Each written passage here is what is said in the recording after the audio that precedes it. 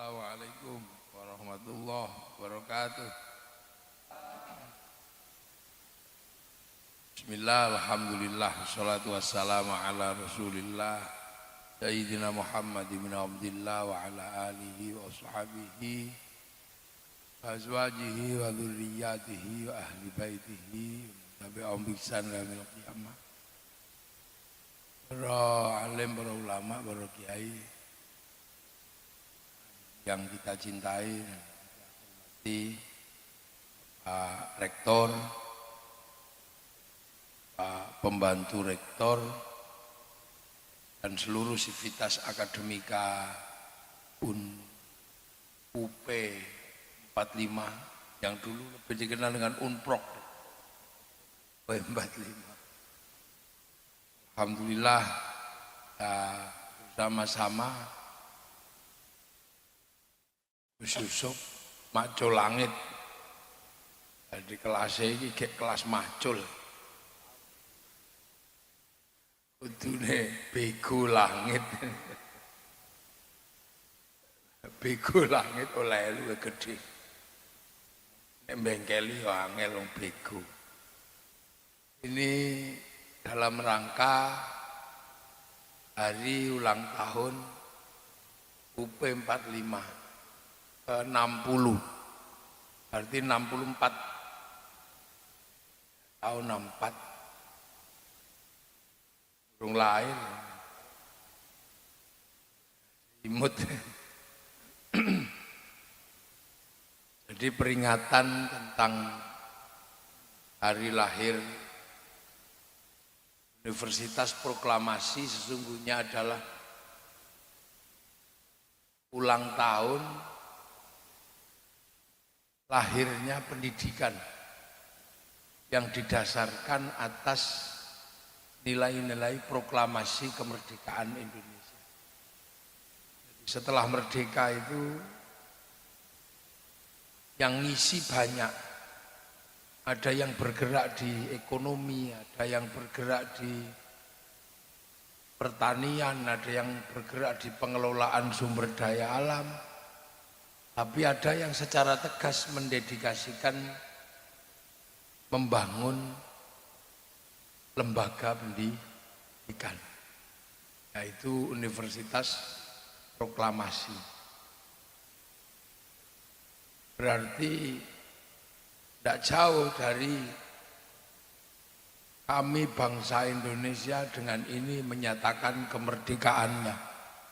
Hal-hal yang mengenai pemindahan kekuasaan akan dilaksanakan dalam tempo sesingkat-singkatnya, dalam waktu dalam tempo yang sesingkat-singkatnya, atas nama bangsa Indonesia Soekarno-Hatta. Jadi merdeka itu atas nama, Bung Karno, Bung Hatta itu atas nama. Nah, nama siapa yang di atas namakan? Banyak. Jadi Bung Karno ini bukan saya yang memerdekakan Indonesia, enggak. Tapi atas nama bangsa Indonesia. Nah, yang di atas namakan itu siapa? Ya semua orang yang berada dalam teritori Indonesia yang punya cita-cita sama untuk hidup bersama dalam satu bangsa, satu tanah air dan satu bahasa Indonesia. Itulah yang diatasnamakan oleh Bung Karno. Jadi semangat satu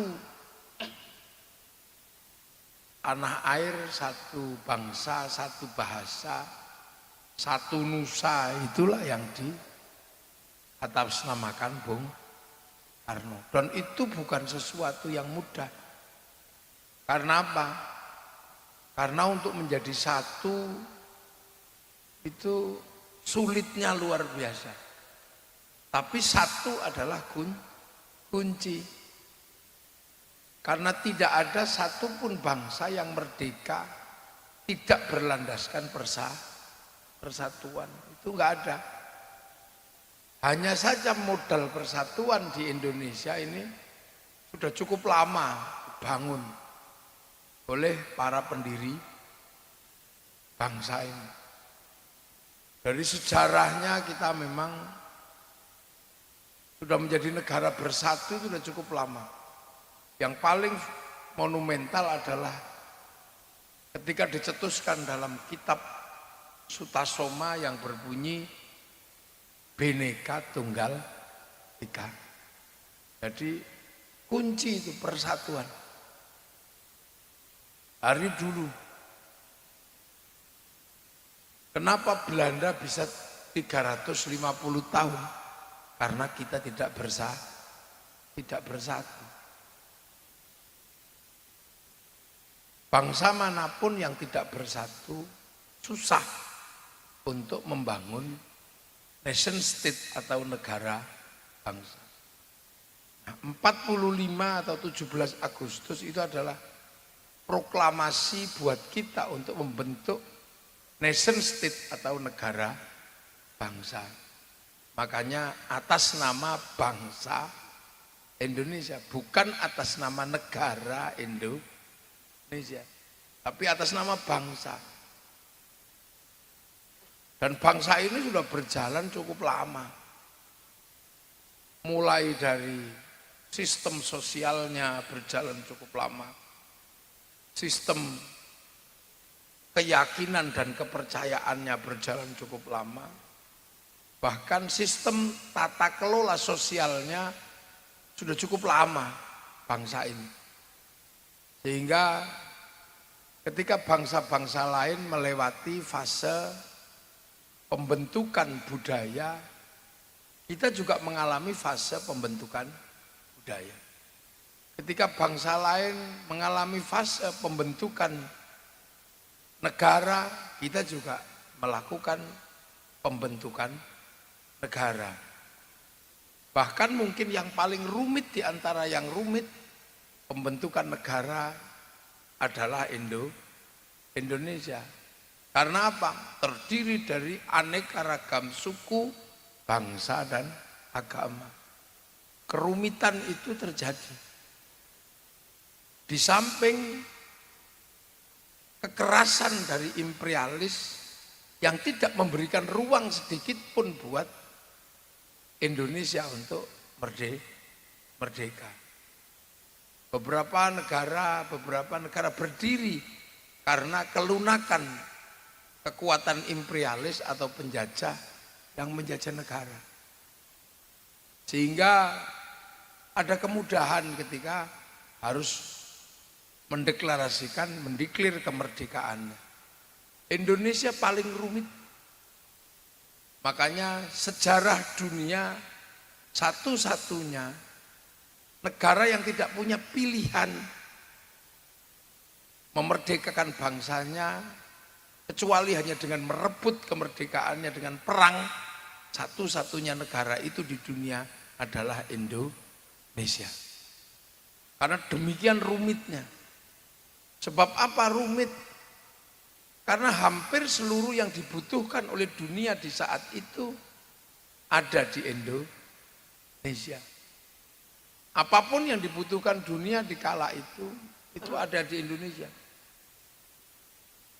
45 adalah tren peralihan dari rempah-rempah ke minyak atau ke revolusi industri. Tapi ketergantungan beberapa negara di Eropa terhadap rempah-rempah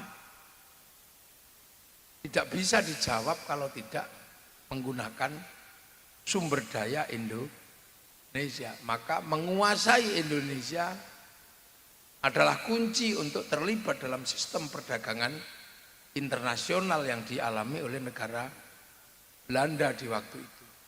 Sehingga tidak ada kata mundur buat mereka untuk menyerahkan kemerdekaan dan kedaulatan. Makanya kita membaca sejarah Berapa kali kita perang dan berapa kali kita gagal. Berapa kali kita perang dan berapa kali kita ditumpas. Orang-orang yang memperjuangkan kemerdekaan semenjak zaman kerajaan, semuanya berakhir dengan dua pilihan, kematian atau diasingkan. Dan itu terjadi di Indonesia. Itu kita bisa baca betapa kita menjadi hari ini itu tidak dihasilkan dari kemalasan para pendahulu di Indonesia. Dari yang mati tidak bisa dihitung, dari yang berkorban tidak bisa dihitung. Makanya kadang kalau peringatan kemerdekaan itu menjadi refleksi buat kita yang hidup di hari ini. Untuk menimbang diri. Apakah kita ini seandainya kalau hidup di zaman perang kemerdekaan, apakah termasuk pejuang atau termasuk pecundang? Kita mungkin bisa ngukur diri kita. Kita nggak kebayang orang kayak Jenderal Sudirman, paru-parunya satu masih berangkat perang. Ketika berbicara tentang negara bangsa, tentang nation state, paru-paru satu berangkat perang. Nah, kita nggak kebayang apakah kita kalau hari ini atau kita hidup di waktu itu termasuk yang perang atau yang bersembunyi, kita nggak tahu. Karena perbandingannya terlalu jauh. Satu paru-paru berangkat perang, sementara hari ini kadang kita BPJS belum turun, kita ini ributnya luar biasa. Ada jarak dan ketimpangan yang sangat jauh. Kita masih ingat betapa Raja Jogja, Ngarso Dalem Hamengkubuwono ke-9, ketika berbicara tentang nation state, tentang negara bangsa, dan beliau menyatakan kami bagian dari NKRI. Menyatakan kami bagian dari NKRI itu tidak cuma membawa badan, tapi sekaligus membawa tanah dari Bagelen sampai Ponorogo. Raja Solo juga sama. Raja-raja di Nusantara semuanya sama ketika mengatakan bahwa kami ikut NKRI, masuk di dalam atas nama bangsa Indonesia yang di atas namakan Bung Karno. Ada orang-orang yang memang tidak membawa apa-apa, tapi ada orang yang berkorban. Para raja berkorban kedudukan, para raja berkorban teritori. Dan teritorinya nggak main-main, jutaan hektar. Yang seandainya kalau kami nggak ikut pun tetap jadi raja, jadi pemimpin. Sebagaimana Brunei, nggak ikut ya, jadi pemimpin, tetap jadi raja. Tapi raja-raja di Nusantara semuanya ikut diatasnamakan oleh Bung Karno. Nah itu contoh. Jogja ketika ya saya ikut NKRI artinya dari Bagelen sampai Purworejo. Nah kalau kita mengukur diri kita, sesungguhnya kita itu kelasnya tidak. Karena hari ini kita jangankan dari Bagelen sampai Purworejo, 1 meter kena gusur, kita bisa ribut di Mahkamah Agung. Artinya kadang kita ngukur diri kita ini jauh. Bung Karno itu orang yang sesungguhnya punya pilihan hidup layak dan hidup nyaman karena memiliki segalanya. Pengetahuan beliau punya, kemampuan dan skill pengorganisiran beliau punya. Artinya kalau kemudian mengikuti apa yang diprogramkan oleh Belanda, menjadi priayinya Belanda, mungkin hidupnya akan lebih nyaman, lebih aman, bahkan mungkin bisa memilih wanita sebanyak-banyaknya. Tapi Bung Karno lebih memilih berjuang di garis depan memerdekakan bangsa Indonesia yang dengan resiko di penjara, bahkan resiko kematian bisa terjadi, tapi beliau lebih memilih untuk tidak menjadi bagian dari Belanda, tapi menjadi bagian dari berdirinya nation state, negara Indonesia. Jadi kita kadang mengukur diri. Saya sendiri kalau mengukur diri, alhamdulillah, Allah mengerti. Mental kayak kita dilahirkan setelah kemerdekaan. Karena mungkin kalau kita dilahirkan sebelum kemerdekaan, kita ini bagian dari kolaboratornya Belanda. Kan kita bisa ngukur. Hari ini betapa kita ini permisifnya. Hanya uang 50.000 kadang kita bisa berubah pilihan. Ya kan, kita ini sangat susah.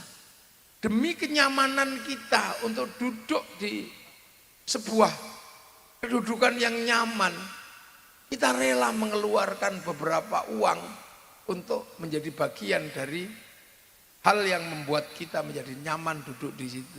Dalam bahasa umumnya, sogoan-sogoan. Artinya kita ini ngukur diri kita ini, ya tahu Allah, karena kita mungkin termasuk kelas yang tidak terlalu kuat. Maka ras ini dilahirkan setelah Indonesia merdeka. Karena kemerdekaan itu nggak main-main. Jadi yang namanya kematian itu nyata adanya. Begitu berseberangan dengan Belanda, artinya berseberangan dengan penjajah, itu berisiko mati. Mati karena dihabisi Belanda, atau mati dihabisi oleh orang yang ikut Belanda. Hidup penuh resiko. Jangankan kelas kita, kelas Pangeran Diponegoro, yang ketika dijepit oleh Belanda, itu tembok setebal itu di Tegalrejo, itu bisa dipukul sampai jebol. Saya nggak kebayang kalau ilmu itu dimiliki Banser, nempeleng orang. Betapa rumitnya orang kelas kayak Pangeran Diponegoro yang mampu menggerakkan bangsa Jawa untuk melakukan perlawanan secara massal, itu bisa ditaklukkan sama Belanda bukan semata-mata karena kemampuan Belanda, tapi juga di situ ada pengkhianatan. Artinya bahwa dulu kita bisa membayangkan betapa sistem Belanda ketika harus menguasai Nusantara menggunakan mekanisme social engineering yang luar biasa rapi, luar biasa kejam. Dan nggak main-main, yang namanya Patimura itu digantung beneran, bukan karnaval. Kalau sekarang kan kita ini tinggal karnavalnya saja. Jadi kalaupun ada tombak yang menancap di perut kita, itu tombak palsu diganjel pakai sendal. Darahnya adalah betadin, kemudian ususnya itu usus ayam. Nah, di zaman perang itu beneran, itu bukan dongeng. Westerling ketika membantai masyarakat di Sulawesi Selatan itu dibantai beneran. Belanda ketika memaksa Diponegoro turun untuk menyerah, itu pasukan yang tertangkap setiap hari disembelih satu-satu. Itu bukan dongeng. Jadi jangan dikira yang memaksa Pangeran Diponegoro untuk turun ke Magelang itu semata-mata karena jebakan, perundingan, bukan. Tapi karena setiap pasukan Pangeran Diponegoro yang tertangkap dibariskan satu-satu, dikurung di seperti kurungan ayam, disembelih satu-satu. Artinya menyerah itu bukan karena semata-mata tentang kalah perang, tapi di situ ada kemanusiaan. Karena di belakangnya ada anak yatim, di belakangnya ada janda-janda, ada ibu yang menangis, ada istri yang menangis, ada lautan darah, ada banjir air mata. Itu artinya kemerdekaan itu jangan kita lihat menjadi sesuatu yang sesederhana sekarang tentang upacara bendera dan tentang karnaval. Kita kadang menyederhanakan. Makanya memperingati kemerdekaan itu sesungguhnya adalah menimbang ulang bahwa ada pertukaran kedamaian dengan pertukaran duka dan air mata. Jadi ada orang-orang yang menukarkan dirinya untuk siapa?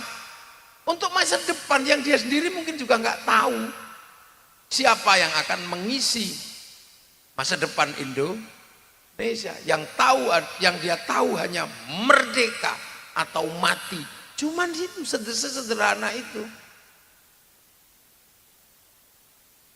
Sebagaimana juga mungkin para aktivis mahasiswa kadang nggak ngerti ujung ke depannya itu mau seperti apa. Yang penting dia teriak di lapangan, hidup rakyat, hidup mahasiswa. Ke depannya mau seperti apa juga nggak ngerti. Bagaimana Moses Gatot Kaca bisa mati, bagaimana Arif Rahman Hakim bisa mati, mungkin juga nggak tahu. Nah itulah perjuangan tanpa rekayasa, tapi ada pertukaran yang namanya luka, yang namanya darah, yang namanya air mata dengan masa depan dan kebahagiaan yang mungkin juga bukan saudaranya, yang mungkin juga bukan keluarganya, yang entah siapa, tapi semuanya yang ada di Indonesia. Ketika mereka sudah berteriak satu nusa, satu bangsa, satu bahasa, itu artinya apa? Sudah tidak ada persoalan pribadi. Di situ sudah tidak ada aku untuk aku. Makanya orang-orang seperti itu mendapatkan kedudukan disebut pahlawan. Karena dia nggak pernah berpikir sebenarnya kematiannya itu untuk siapa. Dia nggak pernah berpikir bahwa kematiannya itu didesain nanti untuk ini nggak ada. Karena kematiannya hanya terjadi ketika diterjang oleh sebutir peluru. Atau kematiannya terjadi karena tiba-tiba dibacok oleh lawan Indonesia. Sesederhana itu sebenarnya. Makanya orang-orang itu mendapatkan tempat yang setiap saat kita selalu diminta mengheningkan cipta, mulai. Ini nggak tahu kita. Nggak usah jauh-jauh deh, di depan mata kita. Ini ada yang namanya merah putih. Ini enggak ini merah putih itu sekarang sederhana. Dia berharga paling 100.000 itu pun kalau ada. Bahkan kalau kita beli pun nawar sampai pembelinya nangis. Sampai penjualnya nangis. Karena kita tawar sebrutal-brutalnya penawaran. Ini murah dan ini berdiri paling ya nanti sudah dikeluarkan. Tapi dulu untuk mendirikan merah putih itu gak bisa kita hitung berapa nyawa yang berkalang tanah untuk tegaknya merah putih. Demi tegaknya merah putih di Surabaya itu ada orang yang rela menyobek warna biru di depan Hotel Yamato yang menyebabkan perang terbesar di Paroh 45 yang kemudian dikenal dengan nama Hari Pahlawan. Kita nggak kebayang berapa yang mati di situ. Bahkan sampai Kiai Hasyim Asy'ari mengeluarkan resolusi jihad, resolusi perang untuk melawan Belanda dan sekutu. Dan itu terjadi. Dan kita nggak bisa hitung. Ada yang mati karena memang sengaja berperang, atau ada yang mati karena kesasar peluru. Itu sudah nggak bisa kita hitung. Ada yang menganggap itu perang, ada yang menganggap itu taburan. Yang jelas mati. Tumpukan mayat yang sekarang dikenal dengan Tugu Pahlawan juga bisa dihitung. Jadi dulu untuk pengen punya merah putih, itu artinya mati. Jadi merah putih itu dulu nggak minta apa-apa, mintanya darah itu. Jadi merah putih tegak itu darah dan nyawa. Ya kesadarannya beda-beda. Untuk merah putih, ada yang ketika menghantam Belanda, merdeka. itu biasanya ya nasionalis, pasukan-pasukan terdidik, mereka. Kalau santri ya maju, Allahu Akbar. Ya kalau orang Surabaya waktu itu mungkin ya cok gitu ya. Ya kita itu pakai yang kita. Tapi artinya bahwa merah putih ini mati beneran.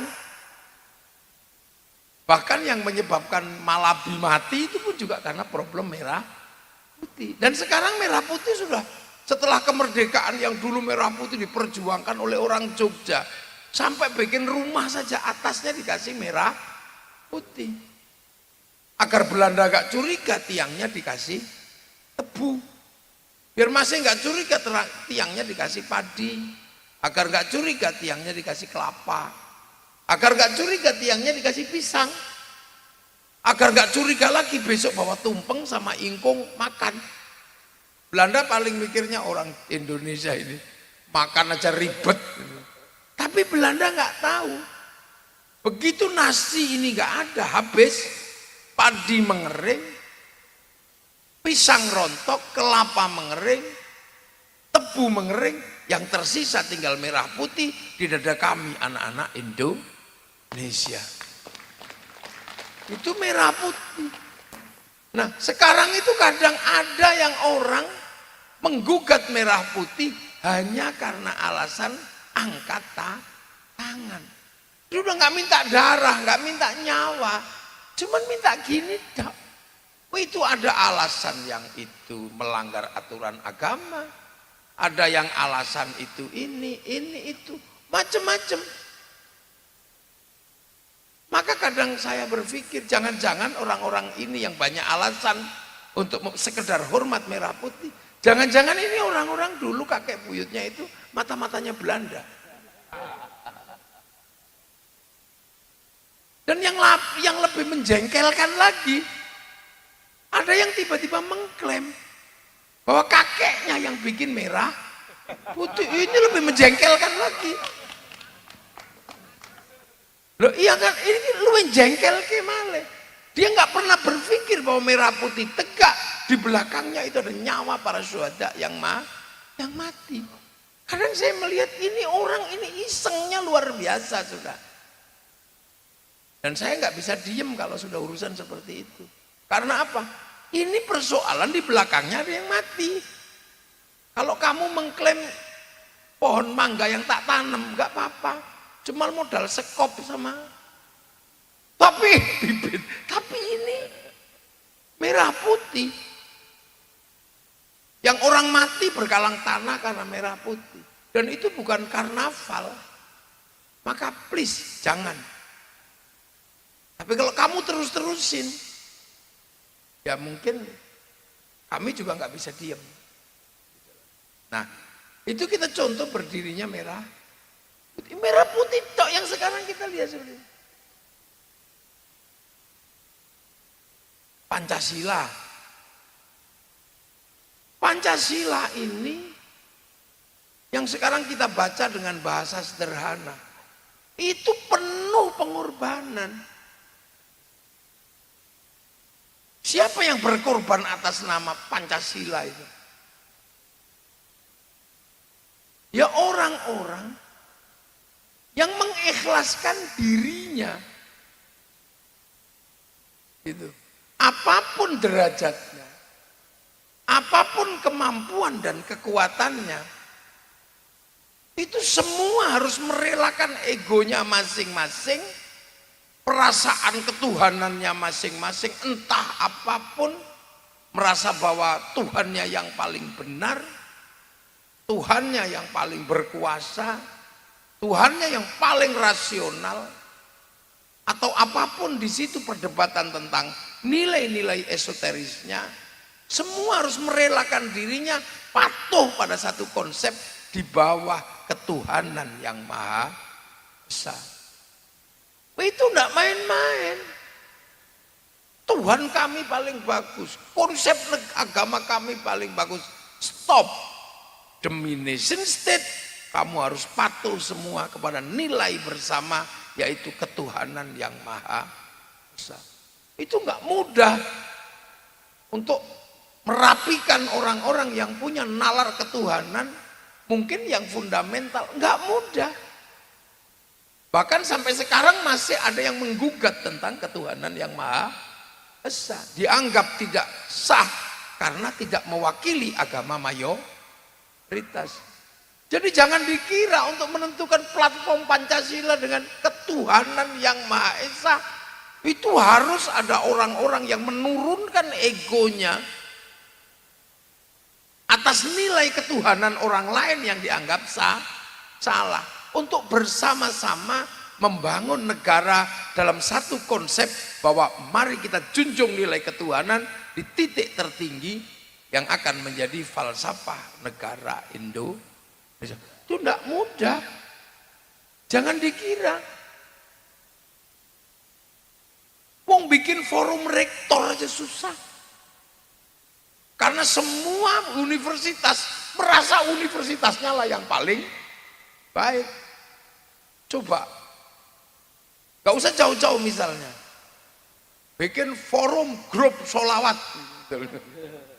Oh itu berdebatnya 50 tahun gak selesai itu. Kata Macul Langit, ya kami yang paling bagus. Kata grup yang lain, itu aja susahnya luar biasa. Untuk berada dalam ruang di bawah satu konsep, oke. Apapun keadaanmu, seminoritas apapun, tapi kita pahami bahwa semua harus tunduk dan patuh bahwa negeri ini berada dalam satu naungan konsep ketuhanan. Wah, nggak mudah. Coba, loh, dia kan minoritas, kenapa dia masuk yang Maha Esa?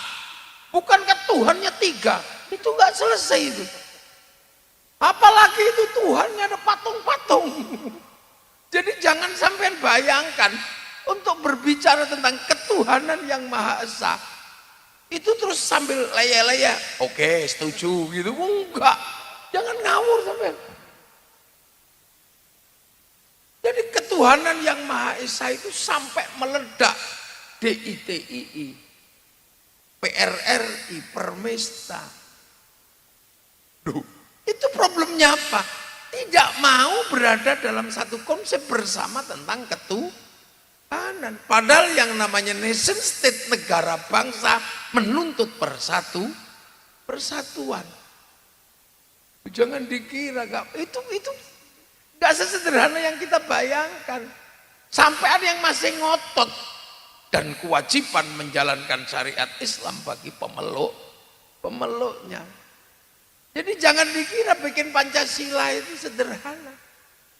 Dan itu dilewati oleh satu fase dalam sebuah rapat yang sangat serius di bawah wadah Dokurit Suzumbi Tushakai, Dokurit Suzumbi Inkai, atau Badan Persiapan Usaha Kemerdekaan Indonesia, Panitia Persiapan Kemerdekaan Indonesia. Yang ketuanya adalah Rajiman Widyo Diningrat. Saya pikir nama Rajiman itu Indonesia kok. Jawa mana? Itu temennya Rajio, Rajiman. Jadi kalau kemudian ada yang mengatakan Pancasila adalah konsep kakek kami, saya juga kadang bingung. Ini orang nekatnya luar biasa. Loh, itu tidak bisa. Karena ini udah main-main. Kalau kakekmu yang buat, pasti perang.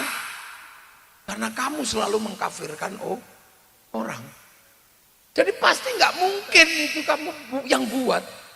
Karena hari ini di saat seperti ini aja, kamu nggak pernah mau ngalah dengan ketuhanan orang lain. Kok bisa-bisanya tiba-tiba kamu klaim ketuhanan itu kamu yang buat. Oh kamu hari ini aja nggak bisa menerima ketuhanan orang lain. Sementara ketuhanan yang Maha Esa adalah konsep yang menaungi nation state dari Sabang sampai Merauke, apapun agama. Ini kan nggak makhluk. Jadi jangan dikira untuk membentuk ketuhanan yang itu sederhana yang kita bayangkan. Itu kelahi. Gitu lah. Jadi nggak main-main. Karena memang kebetulan ya. Memang sudah diatur. Jadi bangsa ini memang belum pernah menempatkan Tuhan itu di kelas 2. Belum pernah. Jadi dari nenek moyang zaman kuno, bangsa ini selalu menempatkan Tuhan di level 1. Tapi di antara para Tuhan yang paling rukun, itu Tuhannya orang Indonesia. Dulu sebelum Hindu, bahwa orang yang sangat dekat dengan Tuhan itu mendapatkan tempat tertinggi di saat belum Hindu Buddha, yaitu di zaman Kapitayan. Sang Hyang Toyo atau Sang Suwung yang Tan Keno Kinoyo Ngopo itu mendapat orang yang bisa masuk ke sistem transenden itu kelas 1. Yang kemudian disederhanakan oleh Belanda menjadi animisme, dinamisme, karena dia nggak bisa baca. Setelah itu masuk ke Hindu Buddha, kasta tertinggi itu juga Tuhan. Makanya kasta kelas 1 tetap Brahmana. Raja yang sekaya apapun, sekuat apapun, kastanya kelas 2. Kesatria. Apalagi Besya, pegawai kelas 3. Apalagi petani pedagang itu sudra. Di bawahnya masih ada paria, pengemis. Di bawah paria masih ada kucah, orang yang hidup tidak meminta tapi ngutil, ngentit, tukang ngentit bansos itu kucah. Di bawahnya masih ada meleka, maling tapi masih malu, malam-malam pakai tutup muka. Tapi di bawah mereka ada kasta yang paling ekstrim, candala, begal. Dia maling tapi nggak pernah ada rasa malu. Tapi tertingginya Brahmana. Dan ketika kemudian Islam datang, Buddha datang, Nasrani datang, Tuhan ini tetap tertinggi.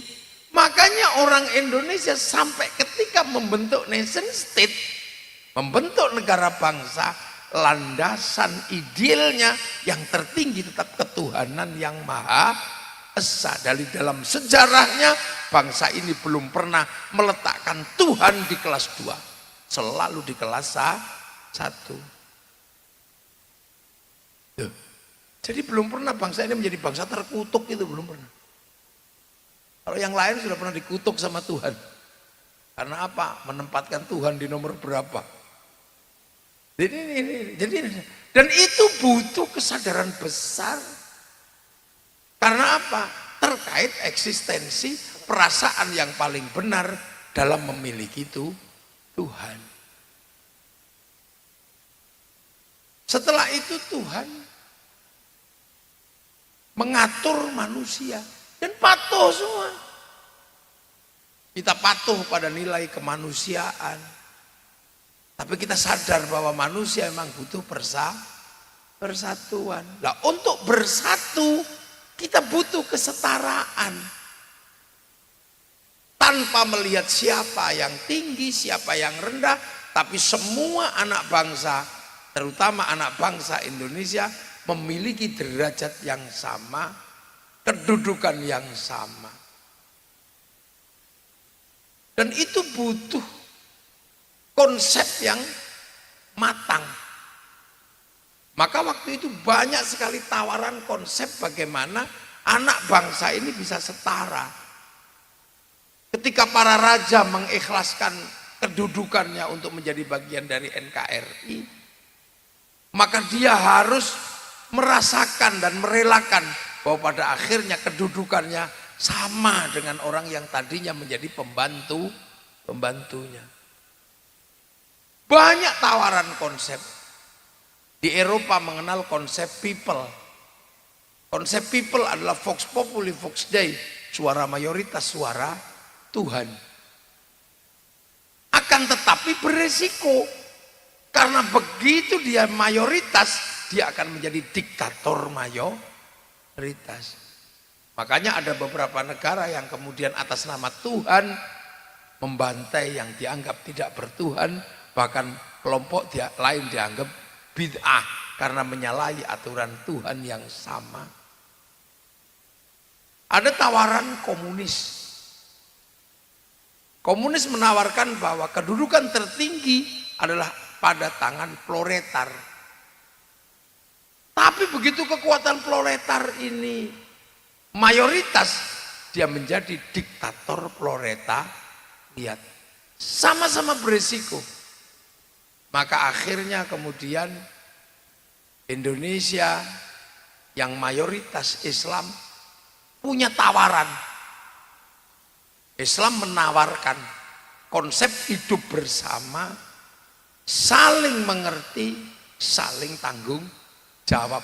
Apapun agamanya, apapun sukunya, apapun bangsanya, bisa menjadi satu, yang penting saling bertanggung jawab.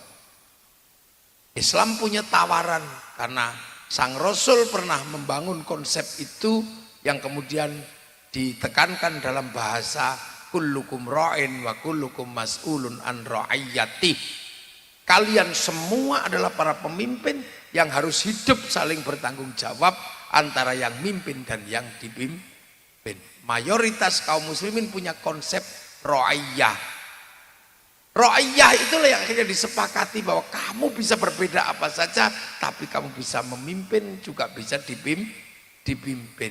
Ra'iyah itu yang akhirnya ditetapkan menjadi konsep Indonesia yang kita kenal dengan bahasa rakyat. Udah tepuk sing baten enggak apa-apa, ini konsep. Jadi ra'iyah itulah yang akhirnya kita kenal dengan bahasa rakyat. Makanya kaum muslimin bisa hidup berdampingan dengan siapapun walaupun mayoritas, dan ra'iyah tidak menerima konsep diktator mayoritas. Semayoritas apapun kaum muslimin tidak akan pernah menjadi diktator atau menindas kelompok minoritas. Itu konsep ra'iyah yang kita kenal dengan bahasa rakyat. Akhirnya konsep itu yang diterima sehingga masuk dalam ranah landasan ideal bangsa Indonesia menjadi kerakyatan yang dipimpin oleh hikmah. Hikmah itu apa? Hikmah adalah kejernihan hati, kedalaman sikap untuk melihat bahwa semua bisa berbeda, itu semua karena kehendak yang kuasa. Makanya ada kalimat ud'u ila sabili rabbika bil hikmah. Ajaklah ke jalan Tuhanmu dengan hikmah. Hikmah itu adalah apa? Kejernihan hati untuk menerima perbedaan, bahwa itu semua kehendak Tuhan. Makanya kalimat yang dipakai kerakyatan oleh hikmah. Kebijaksanaan dalam permusyawaratan perwakilan. Ya, makanya kita menganut konsep ra'iyah atau rakyat. Makanya orang tidak perlu bertanya, kamu sukumu apa? Kok tiba-tiba jadi rektor Unprok? Gak ada orang nanya. Kamu ini di Jogja. Makanya saya tanya, Bapak dari mana dulu? Saya dari NTT, Flores. Itu satu bukti bisa menjadi rektor di Jogja tanpa ditanya kenapa kamu orang Flores bisa jadi rektor di Jogja. Itu karena konsep ra'iyah atau rakyat itu. Gak ada. Dan ketika orang menjadi baik tidak pernah ditanya, kamu turunan siapa? Gak ada yang nanya. Sampai yang datang ke sini Macul Langit apa pernah bertanya, Gus Yusuf itu anaknya siapa? Nggak ada yang nanya. Itu Indonesia. Artinya konsep ra'iyah ini atau rakyat ini adalah konsep masa depan yang digambarkan oleh Allah tentang ya ayuhan nas, manusia. Inna khalaqnakum min dzakari wa untha, aku bikin kalian laki-laki dan perempuan. Wa ja'alnakum syu'uban wa qabaila, aku bikin kalian berbangsa-bangsa dan bersuku-suku. Lita'arofu, agar kalian saling pengertian. Inna akramakum indallahi atqakum. Di hadapan Tuhan yang paling mulia adalah yang bertakwa. Ini kan ayat yang dilebur oleh konsep ra'iyah. Ya ayuhan nas, hei manusia. Ada yang belum selesai dengan hei manusia ini. Karena apa? Ada yang menganggap bahwa yang tidak seperti dia bukan manusia. Hanya karena kulitnya berbeda, dia bukan manusia. Itu masih terjadi di apartheid di Korea, di Afrika Selatan. Orang-orang Amerika beberapa tempat masih belum bisa menerima orang warna kulit berbeda. Karena sistem rasialisnya Eropa. Bahkan ketika Christopher Columbus mendatangi Tanjung Harapan, menganggap bahwa orang kulit hitam di Afrika itu adalah penghuni neraka. Bahwa ketika kitab suci menceritakan orang yang jahat masuk neraka, ternyata neraka itu ada. Di Afrika itu orangnya gosong karena dibakar. Itu keyakinan Christopher Columbus. Makanya kemudian orang-orang Afrika ditembaki aja sama Christopher Columbus. Artinya apa? Membantu pekerjaan Tuhan yang belum selesai. Dan untuk menyengsarakan mereka, mereka diperbudak. Diperbudak di mana? Ke Eropa. Bahkan mereka dikapalkan dalam satu tumpukan-tumpukan seperti tumpukan pindang. Kita bisa lihat dalam sebuah kisah tentang Amistad, manusia lambung kapal. Yang akhirnya mereka hanya bisa bersuara dengan kata-kata. Lahirlah musik akapela. Dari situ kemudian diadaptasi oleh orang Eropa menjadi jazz. Dari jazz menjadi blues. Dari blues menghasilkan musik perlawanan dikenal dengan musik rock. Dan mereka tidak pernah mendapatkan tempat. Mereka nggak pernah mendapatkan tempat sebagai manusia. Mereka beragama pun dianggap menjadi nggak penting kamu itu beragama. Karena toh kamu akan menempati neraka. Sampai akhirnya diselamatkan oleh seorang pastor selebor yang namanya Gustavo Gutierrez di Amerika, menulis diktat Theologia the Liberation yang akhirnya dikenal dengan teologi pembebasan. Pertanyaannya, kita di Indonesia alhamdulillah selesai. Gak ada lagi orang melihat perbedaan manusia. Kita lolos di situ sudah, yang lain masih belum selesai. Kita udah selesai. Pokoknya yang penting hidungnya begitu manusia. Mau NTT, mau apa, pokoknya mau kulitnya hitam, mau kayak saya, tetap aja itu manusia. Itu hebatnya Indonesia, udah melewati fase itu. Negara-negara yang lain belum selesai. Kita selesai di situ. Aku bikin kalian laki-laki dan perempuan. Ada beberapa negara, ada beberapa bangsa yang urusan laki-laki dan perempuan belum selesai. Perempuan ditaruh di belakang, perempuan tidak boleh berpendidikan, perempuan dijauhkan dari peradaban, bahkan untuk keluar rumah tidak boleh kalau tidak ditemani oleh saudaranya. Itu karena apa? Ancaman kepada perempuan. Ada ancaman-ancaman yang sifatnya adalah ancaman gender. Ada ancaman-ancaman yang lain. Kita di Indonesia selesai itu sudah. Ini perempuan malam-malam siapa muhrimnya? Nggak ada. Sholawatan, pulang, santai, nggak ada yang ganggu. Nggak ada problem gender di Indonesia. Bisa sama-sama jadi doktor, sama-sama sekolah. Kalau kemudian harus menjadi seorang pemimpin, bisa jadi presiden, bisa jadi kepala desa, bisa jadi DPR, bisa jadi dosen. Di Indonesia tentang laki-laki dan perempuan sudah selesai. Itu hebatnya Indonesia. Jangan kamu kira bahwa di semua negara itu sudah selesai urusan begini. Di Afghanistan perempuan tidak pakai jilbab tertutup, pulang tinggal mayat. Di Amerika kamu di daerah Brooklyn, jalan-jalan malam-malam habis kamu. Laki-laki masih superior. Jadi maskulin adalah simbol dunia bagi mereka. Dunia masih belum bisa menerima sifat feminin. Loh, Kita selesai di sini. Ada perempuan mandi di tepi sungai, nggak ada terus kemudian gitu. Kita enaknya luar biasa sampai jadi perempuan di Indonesia. Artinya apa? Indonesia sudah selesai urusan laki-laki dan perempuan. Wa ja'alnakum syu'uban wa qabaila, kemudian aku bikin kalian berbangsa-bangsa, bersuku-suku. Yang lain belum selesai. Perang antar suku di Timur Tengah belum selesai. Perang antar suku di Korea Utara belum selesai. Perang antar bangsa di Balkan belum selesai. Kita selesai. Loh, hebatnya orang Indonesia, kita menyelesaikan itu. Siapa yang menyelesaikan? Para pendiri, pendahulu nasionalisme dan kebangsaan Indonesia. Sudah selesai. Jadi ketika ketuhanan ini adalah meminta kesetaraan dan kesederajatan, kita selesai sudah. Makanya konsep ro'iyah bisa berlaku di Indonesia, setara sudah. Yang tadinya kawulo dengan konsep ro'iyah, yang tadinya kawulo adalah hamba-hamba yang tidak punya hak apapun, bisa pidato sekarang. Ulo itu di Jogja.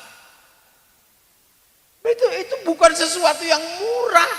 Kawulo itu tadinya di bawah betul, nggak punya hak kekuasaan apapun. Kawulo itu kalau di sini dulu disebut kowe. Kowe itu siapa? Ya anak munyok.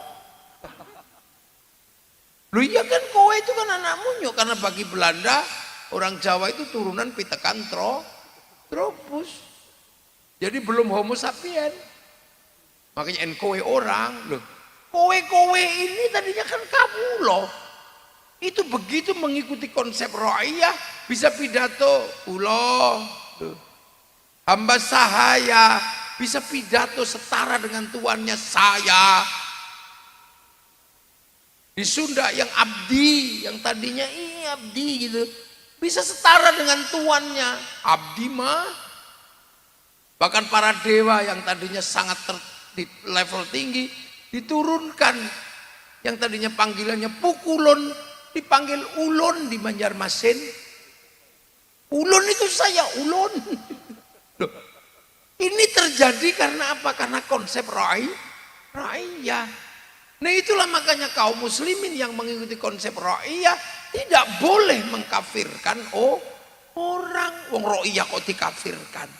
Rakyat itu sudah punya kedudukan yang sama. Itu indahnya Indonesia. Makanya kalau belakangan ada orang yang dikit-dikit kami turunan ini, udah lewat itu. Kamu telat datangnya. Prei bisa. Nah itu loh. Jadi kenapa kemudian sekarang ada ribut nasab, ada ribut apa? Itu karena sesungguhnya itu sudah fase yang udah lewat bagi konsep ra'iyah atau rakyat. Sama dengan konsep syariat. Kenapa syariat? Syariat itu jalan raya, jalan besar. Makanya Islam setelah Nabi itu mengikuti syariat, mengikuti syariat, jalan besar. Loh kok tiba-tiba ada yang kembali pada Quran Sunnah? Ya tabrakan, wong sana lagi kan ada yang balik. Nah, itu konsep dasarnya begitu. Loh makanya ketika ra'iyah, rakyat yang berbeda-beda tapi saling tanggung jawab, kok ngumpul, itu harus ada kesadaran hidup bersama, saling jaga, saling membantu, saling membutuhkan. Nah itu konsepnya namanya musyarakah. Musyarakah itulah yang akhirnya kita kenal dengan bahasa masyarakat. Makanya kita mengenal istilah masyarakat. Itu dari konsep musyarakah, masyarakat hidup bersekutu, saling membantu, saling tergantung. Dan itu bisa kita lewati dengan indah. Dalam konsep masyarakat atau musyarakah, saya yang kiai ini mengajarkan ngaji, wajib hukumnya. Yang pertama kali harus diajarkan adalah sholat. Tapi sholat itu tidak berdiri sendiri. Kita berdiri di hadapan Tuhan, tapi perangkat dunianya harus disiapkan. Nah perangkat dunianya sholat salah satunya adalah tutup aurat. Tutup aurat itu kain. Kain itu urusannya pabrik kain. Kebetulan pabrik kain yang punya Cina. Makanya kiai jangan ngamuan sama Cina. Kalau Cinanya pergi, udah kamu. Telanjang loh, nggak bisa. Loh itu loh konsep masyarakat itu begitu. Makanya kiai nggak ada yang suka dikit-dikit, misalnya musuhi, hancurkan gitu. Enggak. Sholat itu bikin masjid.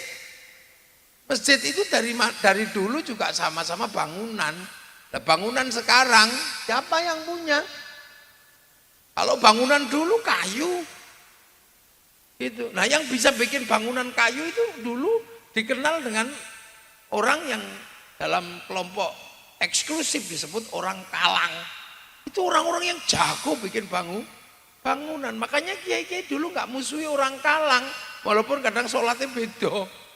Karena apa? Nek bangun bangunan kayu butuh orang Kalang.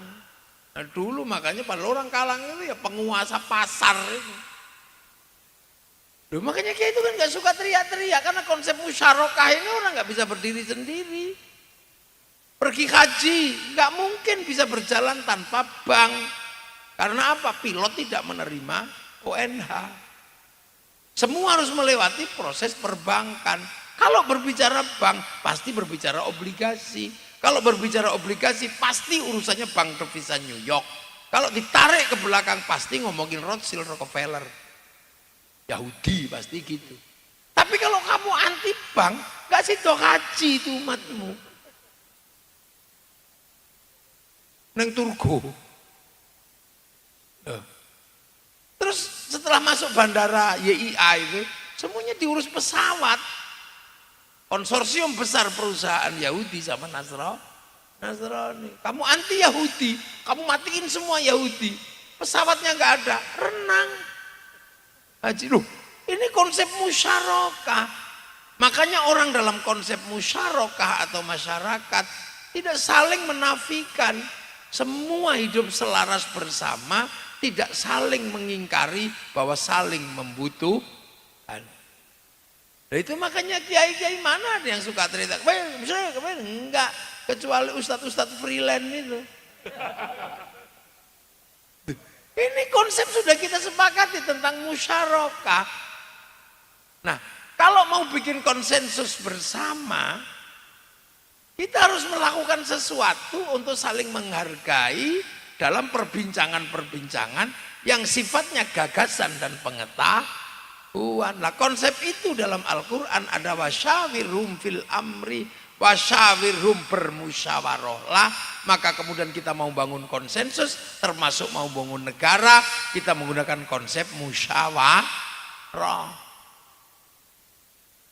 Ya kan, lembaganya Majelis Permusyawaratan Rakyat, Dewan Perwakilan Rakyat. Yang masuk ke situ adalah rakyat. Yang tidak perlu ditanya, kenapa kamu bisa berada di lembaga ini? Ya karena saya rakyat. Kamu turunan siapa? Klan siapa? Enggak ada sudah konsep rakyat. Pokoknya kamu masuk sesuai prosedur, masuklah ke situ. Pengen jadi DPR, daftar lewat partai politik.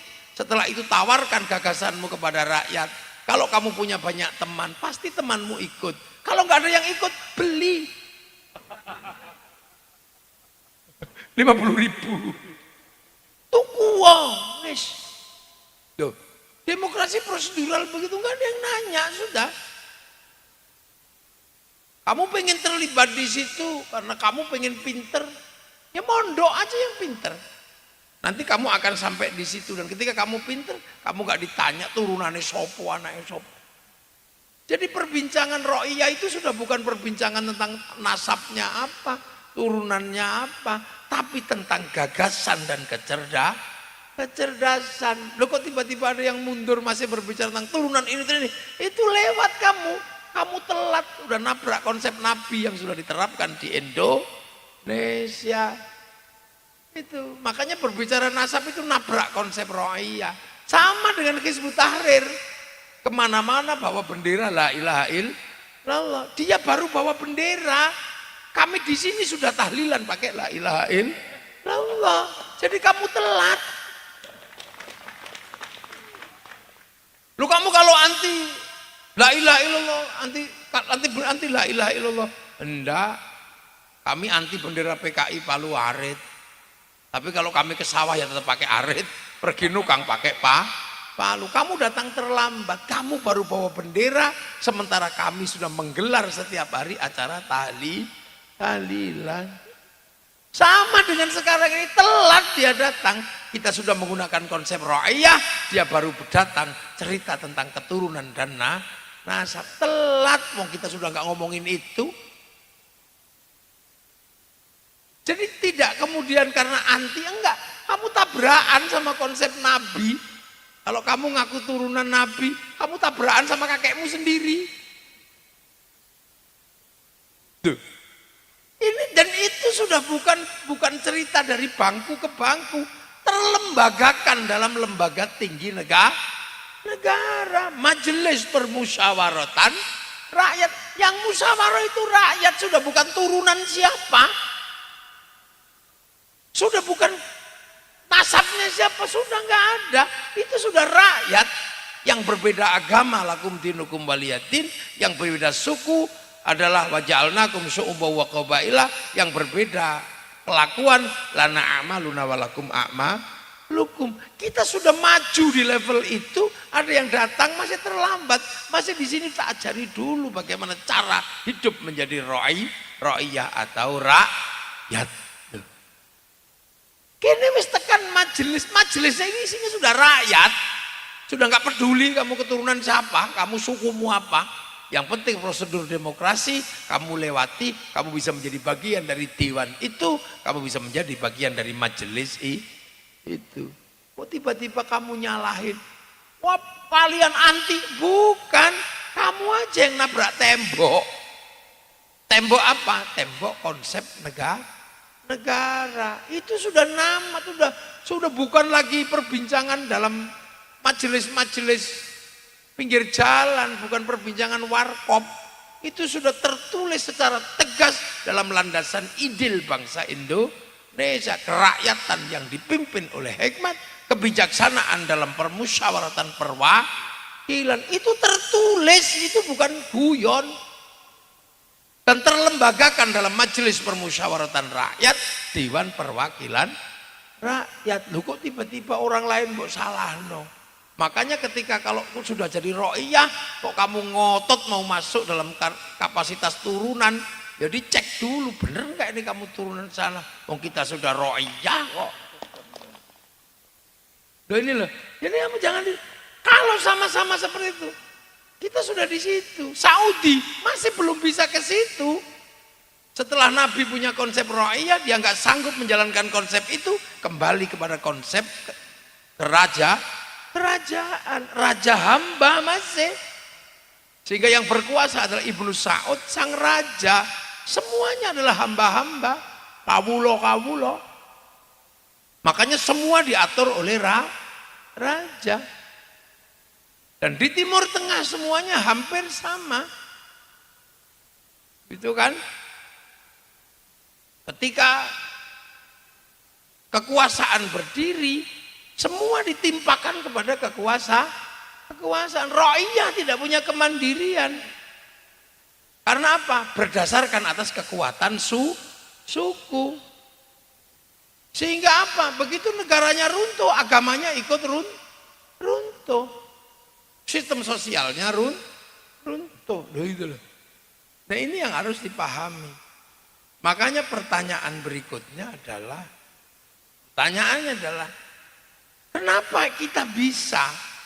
Ya karena nenek moyang kita mendesain itu dari awal. Jadi itu tidak kemudian datang dengan tiba-tiba. Yang kebetulan desainer itu semua adalah pendatang yang lebih awal yang membangun sistem mayoritas di Indonesia. Siapa? Para wali. Makanya teritorinya ra'iyah di Indonesia disebut wilayah, al-wali, al-wilayah. Yang akhirnya konsep itu menyatu dalam sistem nation state yang namanya Negara Kesatuan Republik Indonesia. Itulah bedanya. Kenapa Arab satu bangsa bisa pecah puluhan negara? Cina satu bangsa bisa pecah puluhan negara. Afrika satu bangsa bisa pecah puluhan negara.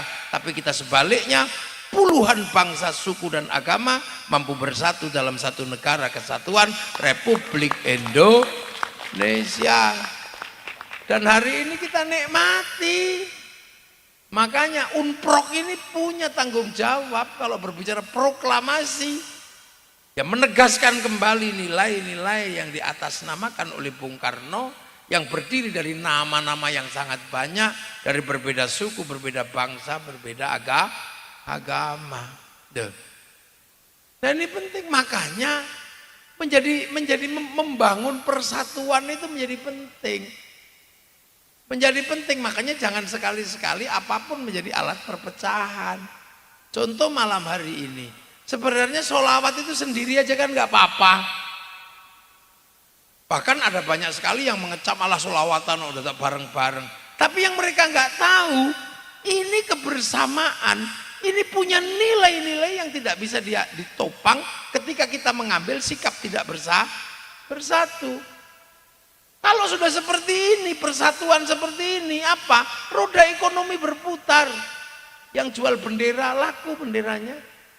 Yang jual gagang pancing tadi, laku gagang pancingnya. Semua roda ekonomi berputar. Sektor informal yang tidak bergerak, sound system laku. Tenda laku. Anggur merah laku. Per laku. Loh ini laku semua loh ini. Iki apa iki bunder iki? Oh iki plum iki. Ini ndut. Urung tau mangan plum iki tak kei plum.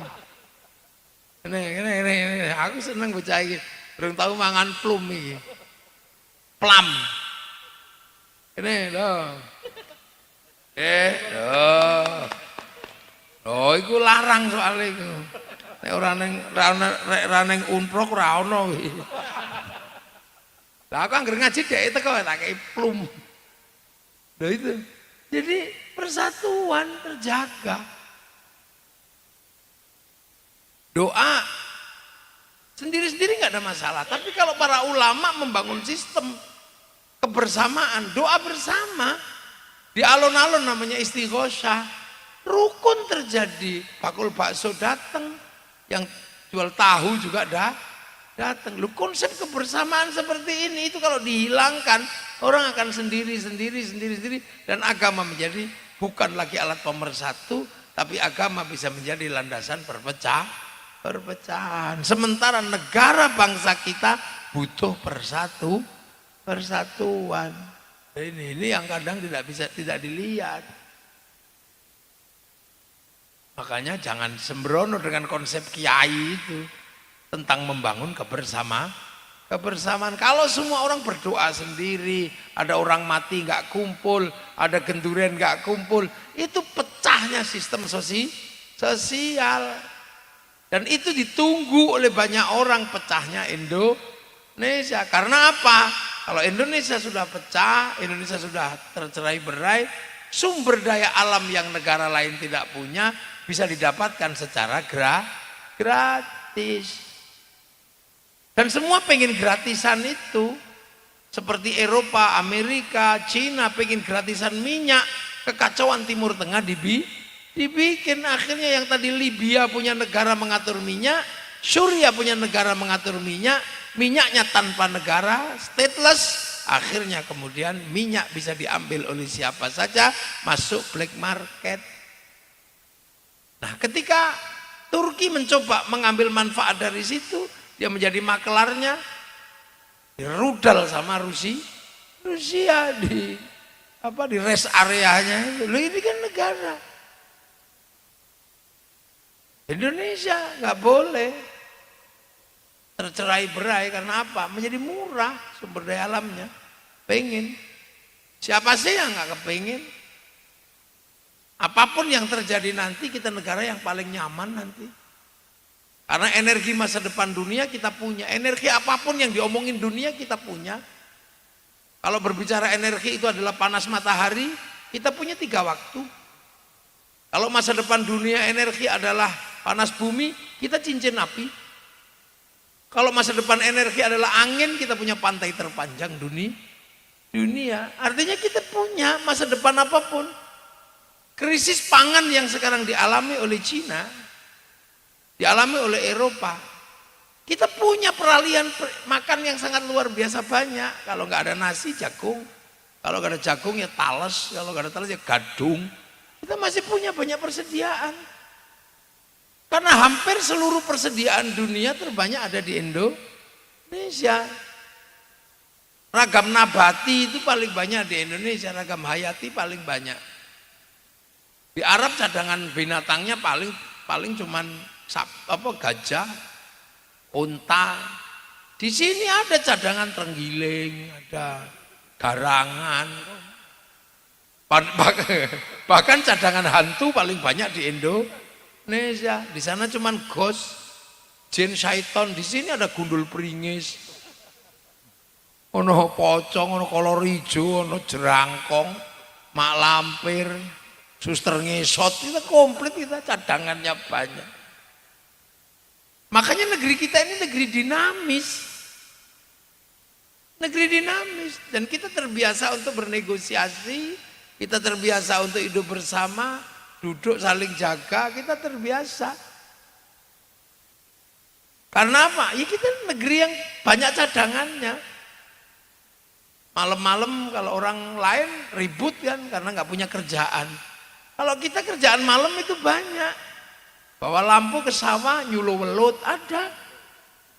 Nyuluh kodok, nyetrum ada, kita komplit. Siang-siang kita main-main, ketemu ayam kita adu beres. Ketemu jangkrik kita adu. Ya, kalau sana yang diadu cuman kuda sama anjing. Tok di sini macam-macam bisa diadu.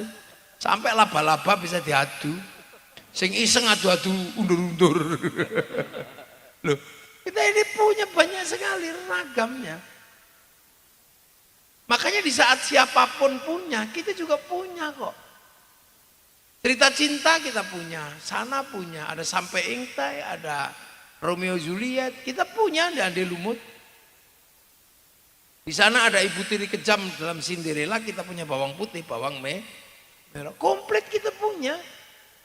Ada orang kuat namanya Samson, kita punya Bandung Bondowoso.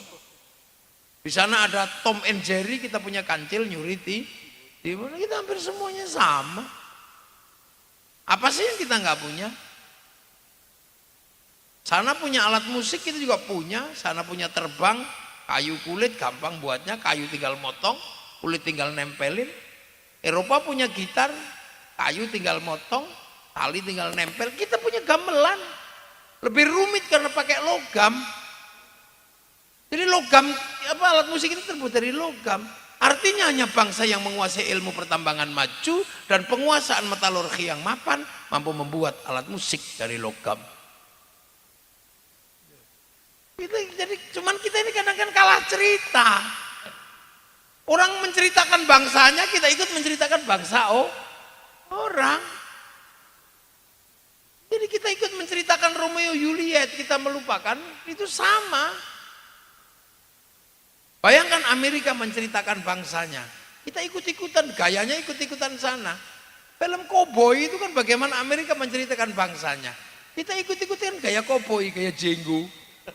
Itu gaya orang sana menceritakan bangsanya, mulai dari Wild West sampai The Last of the Mohican, dia ceritakan. Kekalahan dia di Vietnam, dia lawan pakai Rambo 1 sampai 6. Tiba-tiba truk di belakang, truk kita di belakangnya semuanya gambar Rambo. Jadi kita menceritakan dan menjadi iklan bangsa orang. Levi Strauss yang dipakai oleh orang sana menjadi pakaian koboi, kita pakai gaya-gayaan ke mall, padahal itu baju penggembala. 501. Loh, fast food mereka namanya McD, kita ikut-ikutan. Padahal makanan kita lebih rumit. Makanan priayi, makanan gudeg itu bikinnya luar biasa susah itu. Loh, begini kan kita. Bayangkan Amerika kalah di Vietnam, bikin Rambo 1 sampai 6. Kegagalan di di Irak bikin hotshot 1 sampai 2. Kegagalan dalam terorisme bikin 12 strong. Ditekan sama Cina, dia nggak mau kalah. Dia bikin American Shaolin, American Kung Fu. Ditekan sama Jepang, bikin American Samurai, American Ninja. Bahkan samurai terakhir dari Amerika namanya Tom Cruise dalam film The Last Samurai. Mereka nggak mau bangsanya jatuh gitu. Cina, mau nggak dia jatuh dengan? Nggak bisa. Bahkan cerita sebelum ada manusia diceritakan dari ular hijau sampai ular putih. Dari Wong Wei Hung sampai Sun Gokong diceritakan semua. Akhirnya Mulan digarap juga oleh Amerika, oleh Hollywood. Loh, kita punya Kertanegara, punya Gajah Mada, punya Sutasoma, enggak ada yang garap. Bahkan kita punya prosa terpanjang dunia, Lagaligo di Sulawesi Selatan, enggak ada yang nyeritain. Semua asik menceritakan bangsa orang. Seluruh grup sholawat menceritakan nenek moyangnya dari Yaman. Enggak ada yang menceritakan nenek moyangnya dari Jogja. Enggak ada. Wadale, enggak ada. Ikhwanul Muslimin menceritakan pahlawannya dari Mesir. Rombongannya Hasan al-Banna.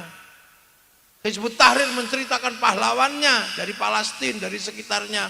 Rombongannya Taqiyuddin An-Nabhani. Kita nggak pernah menceritakan bahwa kita juga punya pasukan perang. Ibu-ibu nggak pernah tahu bahwa ada tokoh intelijen luar biasa dari Jogja. Pasukannya Sultan Agung yang mampu membunuh gubernur jenderal Belanda. Itu perempuan dari sini, anaknya Adipati Tegal namanya Utari. Itu kalian gak ada yang tahu. Taunya siapa? Wonder Woman, Lal Gadot. Taunya Ghost, Demi Moore. Gak ada yang tahu bahwa kita juga punya legenda-legenda perempuan yang real dan cerdas. Kita punya R.A. Kartini lumayan, tapi yang lama-lama cerita kebayanya doang. Gak ada yang cerita, coba, gak ada yang nyeritain. Bahwa kita pernah mengalahkan Mongolia itu kita gak ada yang nyeritain kok. Arab dihancurkan Mongolia, Cina dihancurkan Mongolia, Eropa dihancurkan Mongolia. Tapi begitu Mongolia ngirim utusan ke Kertanegara, dipotong kupingnya sama Kertanegara namanya Menci. Ketika mereka bergerak ke Nusantara untuk menaklukkan bangsa Nusantara, dilawan sama Kertanegara. Terjadilah ekspedisi Pamalayu, terjadi perang laut dari Selat Sunda sampai Selat Malaka. Dan mereka kalah. Satu-satunya bangsa yang bisa menaklukkan Mongolia adalah bangsa Nusantara. Ini nggak ada yang nyeritain, sehingga kita seolah-olah kita kecil gitu. Kapal Mongolia mengangkut 1.500 tentara, 500 kuda. Pasukan kita kapalnya mengangkut 1.500 tentara, 1.500 kuda, 2.500 tentara. Kapal Mongolia ditabrak sama kapal Nusantara, pecah. Karena apa? Dodokannya dari kayu ulin di Kalimantan. Kita nggak pernah ceritain. Sedunia yang bisa ngolah gadung itu siapa? Cuma bangsa kita bisa ngolah gadung. Oh ngerti cara nanti kayak yamu dia apa? Itu kalau nggak bukan pakai kita nggak bisa. Tuh, kita nggak pernah coba menceritakan bahwa kita punya bangsa, kita punya kekuatan. Nggak ada. Tapi siapa yang ceritain? Nggak ada lagi yang ceritain Sasando. Nggak ada. Di NTT itu ada Sasando. Itu.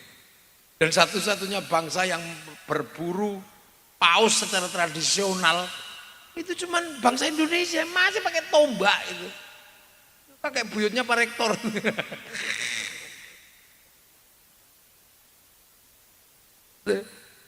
Itu kita punya, cuman kan nggak ada yang ceritain. Nah itu penting untuk bangkitnya sebuah negara. Jepang itu nanggung namanya dumping, dalam negeri produksinya lebih mahal. Dia bangun namanya samurai. Itu ceritakan semangat Bushido. Bahkan anak-anak kecil diceritakan jangan konflik seperti Tokugawa dan restorasi Meiji. Bikinkan samurai X dengan tokohnya Rurouni Kenshin. Malaysia mulai bercerita tentang bangsanya lewat si Upin dan si Ipin. Dia ceritakan kamu jangan ribut dengan anak-anak India, kasih toko kecil namanya Jarjit. Kamu jangan ribut dengan anak Cina, kasih Mei Mei. Kamu jangan ribut dengan anak Indonesia, kasih Susanti. Mereka juga sedang membangun bangsanya. Korea hanya modal air mata dan meja makan, bisa jualan BTS sedunia. Dan dia hanya butuh satu konser untuk bisa mengalahkan konser Metallica. Konser terbesar Metallica tahun 95 adalah di Moskow, 6 juta tiket habis. Tapi begitu ada corona, BTS sekali konser 100 juta orang. Seminggu 4 kali. Sebulan berapa? Dalam 1 tahun dihitung ada uang masuk ke Korea lewat BTS 250.000 triliun. Dari Indonesia yang masuk ke Amerika lewat WhatsApp sama WeChat itu ratusan triliun setiap bulan. Nah kita mau jualan apa? Karena kita nggak pernah menceritakan bangsa kita. Jualan Bali, sekarang orang Bali juga sudah kalah sama orang Eropa, karena orang Eropa bikin rumah di sana, bikin warung di sana, menikah sama orang sana. Nah ini butuh aturan-aturan dan regulasi. Ya kan, dalam dunia digital ini luar biasa berat. Cina begitu algoritma digital disepakati, dia daftarkan hurufnya. Kita masih ribut huruf Indonesia yang mana? Untuk masuk dalam sistem algoritma digital, akhirnya didaftarkan adalah huruf A, B, C, D. Ya mudah sekali sama dengan huruf Eropa, sehingga nggak pernah bisa menyimpan data secara kuat karena sistem pemecah codingnya lebih mudah dipecah karena sama-sama abjad. Cina pakai huruf Cina berani dia. Coba waktu Indonesia daftaran pakai huruf Jawa, terus passwordnya Belgedes, itu kan dia tahu. Cina berani dia, akhirnya dilawan Amazon pakai Alibaba. Dia lawan Facebook pakai QQ Ren, dia lawan WhatsApp pakai WeChat. Ini negara. Sementara kita bayar, bayar, itu jangan dikira gratisan itu enggak. Loh, makanya kita kalah. Dalam ukuran waktu aja kita masalah. Ketika Inggris sebagai negeri Commonwealth memberikan kebijakan waktu, Singapura dan Malaysia 1 jam lebih awal dari waktu Jakarta. Itu kejahatan waktu di depan mata.